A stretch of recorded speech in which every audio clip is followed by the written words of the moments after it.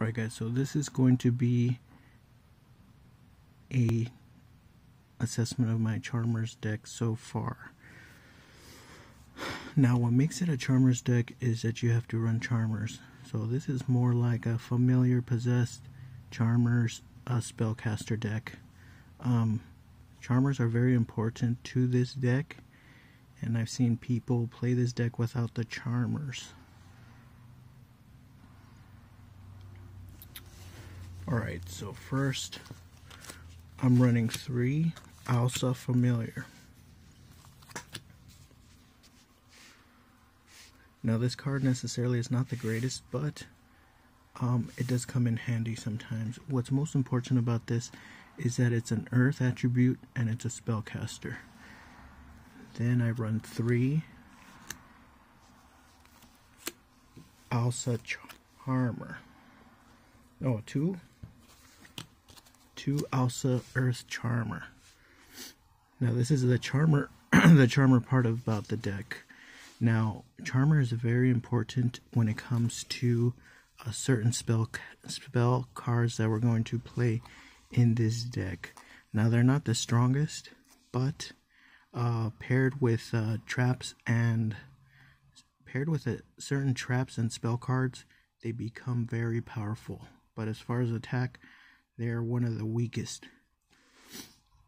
So then I'm going to be running 3 of the Familiar Possess Hiata. Again, with Familiar Possess is not the greatest. What's more important is that she's a fire attribute and that she's a spellcaster. And she's 1850 attack. That's what's important about her. Then I run 2 Hiata Charmers. So this is the Charmer part of Hiata. Every fire spellcaster has a possessed and has a Charmer. So it's very important for that. And for additional spellcasters, I have 2 Luna, Fairy Tale Luna.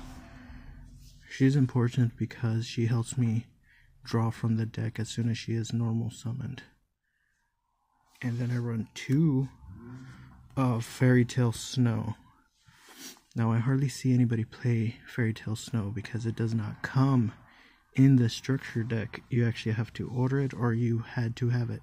Since I have a lot of back cards, I had 2 Fairy Tale Snow. Now 2 is enough. The cool thing about Snow is that she can summon herself out of the graveyard by banishing 7 cards from your deck. So you could basically summon her if she gets destroyed, as long as you have more than 7 cards in your deck. And she comes out as the main star in this entire deck. So now we have our Charmer. Next is our Charmer animals. Charmer and possessed animals. Now this is an earth animal. So I run 3 Nefarious.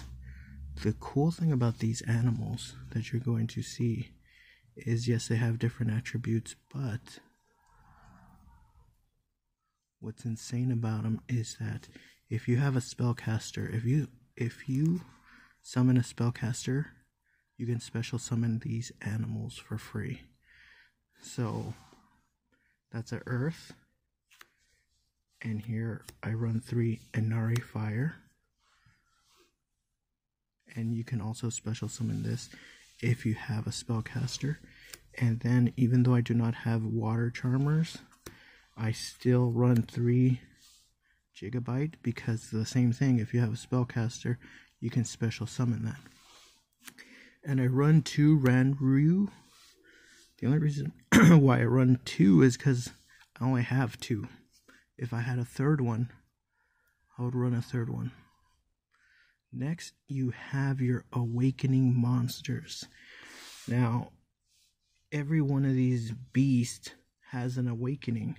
So I only have the awakenings for the fire, which is Awakening of Greater Inari. So I run 2 because I only have 2. This is not my first choice to call this one out, because the only cool thing you can do with this is you can, as soon as it's special summoned from your deck, you can actually inflict battle damage to your opponent equal to its original attack. But if it's a card that cannot be targeted, it's pretty much useless. So this one's better. Awakening of the Possessed Nefarious Archfiend. This one's cool because you can special summon it from the grave, and you can bring back 1 monster from your grave. I mean, you can special summon it from your deck and bring back 1 monster from your grave. So next I run 2 Spirit Charmers because I only bought 2 structure decks. So I would like to run 3 of them. This one basically lets you set a monster and get another possessed monster or spell trap or trap card from your deck to your hand. So it's a very useful spell. Next I run 2 Awakening of the Possessed.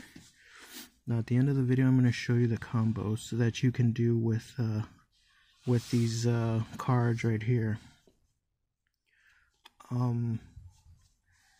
This one lets you gain 300 attack for each different attribute that you have on the field. So if you have 5 different attributes on the field, each monster gains 1500 attack. Now if you have 2 cards of that, each monster gains 3000 attack. So if I had 3 cards, each monster can gain 4500 attack. So I'm going to try to get another one of those. It's a very important card. And I run 1 Regeki and 1 Twin Twister just because no real big reason. This one right here, Secret Village of the Spellcasters, I only run 1 because if you control Spirit Spellcaster monster, you don't have to, your opponent cannot activate spell cards. So that's pretty OP right there. Next, my trap cards, I run 2 Backup Soldier to bring back these monsters from my graveyard to my hand, because they can be special summoned if I have a spellcaster in my graveyard. So I just use that to special summon those to my hand, and if I have a spellcaster, I could special summon 3 cards right there. Next, you have Unpossessed.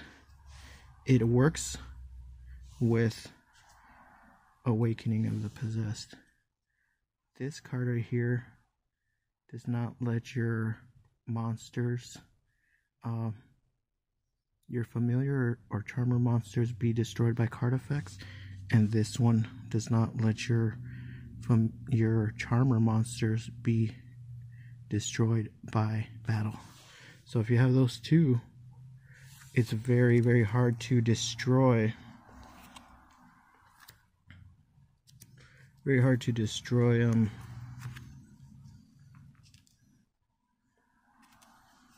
very hard to destroy your charmer monsters right there. And last I have 2 Possessed Partnerships, which is basically like Call of the Haunted. And if you special summon a card to your monster zone and you have 2 different attributes, you can pop 1 card from the field. So that's that. That's basically my deck. There's a extra deck, but it's not finished yet. I'm still waiting on some cards. So next I'm going to show you a few combos. Alright guys, so let's say you open with this hand right here. This is basically the roulette. This is the royal flush of the deck. Now you can do a lot of things with this. Let's say you go first or you go second. If you go first, you can do this. First, what you want to do is normal summon Snow. That will allow you to special summon every single one of these monsters right here. So you now have 5 monsters on the field. Now let's say you go second and you draw Regeki. You play Regeki and it's pretty much OTK with that right there. So let's say you want to boost this up a little bit. You can send these 2 to the graveyard. Special summon from your deck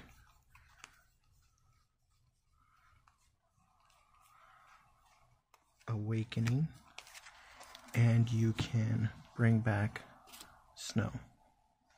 Now you can send these 2 back and special summon from your deck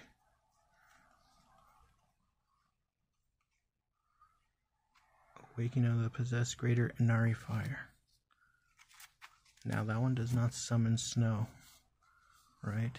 But you can banish 7 cards. 1, 2, 3, 4, 5, 6, 7.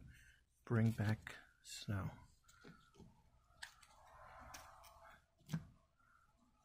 So you now have this right here. You have 2 5s and 3 4s. Depending on what you have on in your extra deck, even if you have a link monster that requires 5 monsters, you can do that on the first turn or the second turn. That's basically the best thing you can do right there without an extra deck. So right there, just in that first turn, it's OTK. So that's what's pretty cool. So I'm going to try to get more of these Awakening, because every single one of these beasts have an Awakening. Gigabyte has an Awakening, and Ranryu has an Awakening. So I'm waiting on those cards. And also there's a water yeah, that's this one right here. So they have Awakening cards. So that's pretty much it right there. Alright, next combo.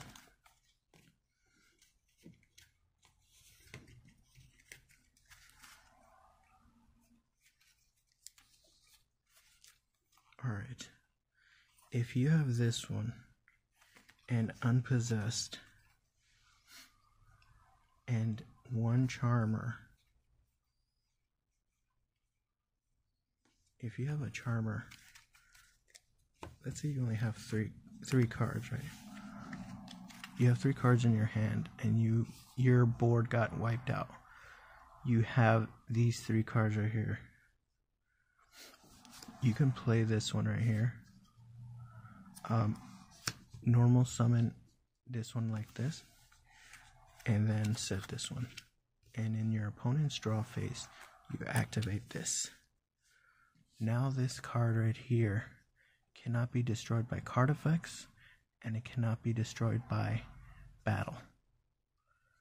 And most decks right now do not have anything to destroy that, so they're going to have to get rid of one of these cards or this card to either destroy by battle or card effect. And it also gains 300 attack for every attribute. Now let's say you have those cards, right? And then you have an earth, a water, a fire, and a light. The attack of every single one of these monsters go up by 1500 attack. And if you manage to pull another one of these and set it, all their attacks go up by another 1500. So you just have to have different attributes. So that's basically it for the combos right there.